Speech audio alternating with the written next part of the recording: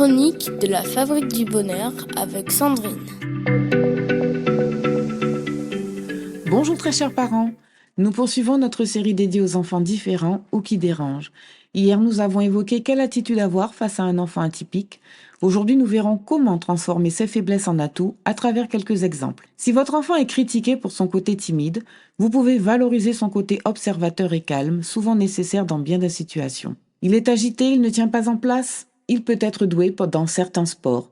À vous de l'aider à découvrir comment il peut canaliser son énergie. Son perfectionnisme vous agace car tout doit être au carré au quotidien et il laisse peu de place à de la fantaisie. Vous pouvez valoriser sa rigueur et son sens du détail. Ce sont des qualités recherchées dans des milieux professionnels exigeants. Vous pouvez lui confier certaines tâches comme le tri, le rangement, le classement, etc. Si sa susceptibilité est à fleur de peau, qu'il pleure et se recroqueville facilement, vous pouvez valoriser sa sensibilité et son empathie. Il a certainement une compréhension des autres que vous n'avez pas. C'est un petit clown qui a du mal à rester sérieux?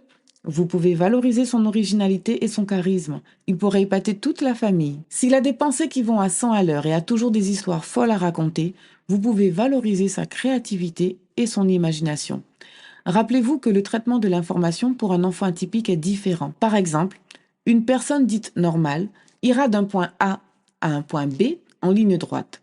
Pour une personne neuroatypique, le chemin est tout autre, mais elle arrivera bien au point B, parfois par des raccourcis dont elle seule a le secret, et parfois par des chemins de traverse qui défient la logique. Voilà, très chers parents, notre chronique touche à sa fin.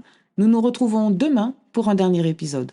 En conclusion, aider un enfant atypique à avoir confiance en l'avenir, c'est aussi un gros travail sur soi-même, comme se remettre en question, changer son point de vue, transformer le négatif en positif, apprendre à raisonner solution et non problème. Rappelez-vous que vous n'êtes pas seul dans ce voyage. N'hésitez pas à prendre votre rendez-vous sur le site www.fabriquedb.com.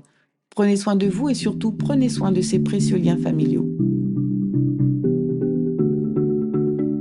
C'était la Minute des Parents avec Sandrine.